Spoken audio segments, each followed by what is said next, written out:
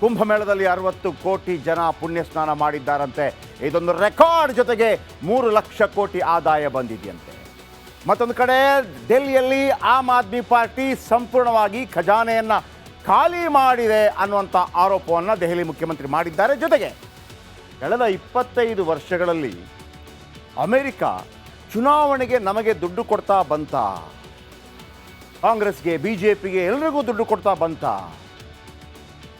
ಇದೀಗ ವಿವಾದಕ್ಕೆ ಕಾರಣವಾಗುತ್ತಾ ಅಥವಾ ಇದೊಂದು ಸಿಸ್ಟಮ? ಎಲ್ಲದರ ಬಗ್ಗೆ ಹೇಳ್ತೀನಿ. ಅದಕ್ಕಿಂತ ಮೊದಲು ಈ ಕ್ಷಣದ ಹೆಡ್ಲೈನ್ಸ್.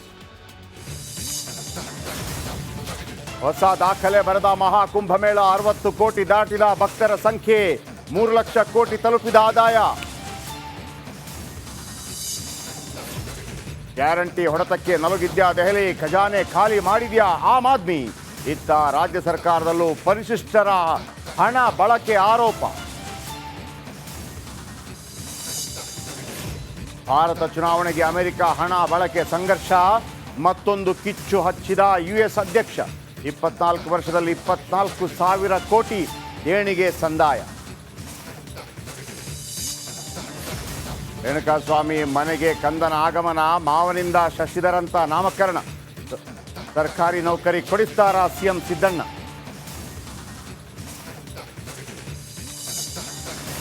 ಕಂಡಕ್ಟರ್ ಮೇಲೆ ಹಲ್ಲೆಗೆ MES ನಾಯಕನ ಸಮರ್ಥನೆ. ಕನ್ನಡಿಗರಿಗೆ ಮತ್ತೊಮ್ಮೆ ಅವಹೇಳನ. ಬೆಳಗಾವಿ ನೆಲದಲ್ಲಿಯೇ ನಿಂತು ದುರಹಂಕಾರ.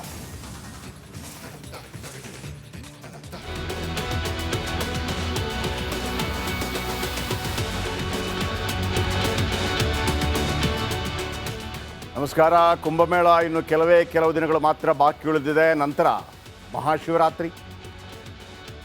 ಈಗಾಗಲೇ 50 ಕೋಟಿ ಜನ ಪುಣ್ಯ ಸ್ನಾನ ಮಾಡ್ತಾರೆ ಅನ್ನುವಂಥ ಸುದ್ದಿ ಇತ್ತು. ಈಗಾಗಲೇ 60 ಕೋಟಿ ಆಗಿದೆ. ಅನೇಕ ಕಡೆ ಕುಂಭಮೇಳ, ಆ ನೀರು ಕುಡೀರಿ, ಅಲ್ಲಿಯ ನೀರು ಕುಡೀರಿ, ಹೀಗೆಲ್ಲ ಟೀಕೆ ಟಿಪ್ಪಣಿಗಳು ಎಲ್ರಿಗೂ. ಆದರೆ ಸ್ನಾನಕ್ಕೆ ಯಾವುದೇ ರೀತಿಯಲ್ಲಿ ತೊಂದರೆ ಇಲ್ಲ. ನಮ್ಮಲ್ಲೊಂದು ಮಾತಿದೆ, ಗಂಗಾ ಸ್ನಾನ ತುಂಗಾ ಪಾನ.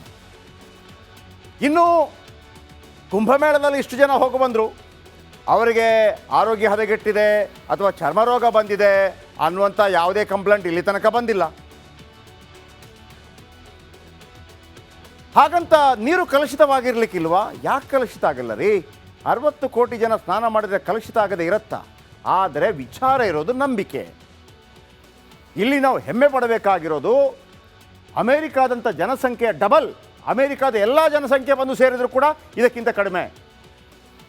2 ಅಮೇರಿಕಾ ಜನಸಂಖ್ಯೆ ಸೇರಿದ್ರು ಕೂಡ ಇದಕ್ಕಿಂತ ಕಡಿಮೆ. ಆ ಎಲ್ಲ ಜನರನ್ನು ಒಂದು ಜಿಲ್ಲೆಯಲ್ಲಿ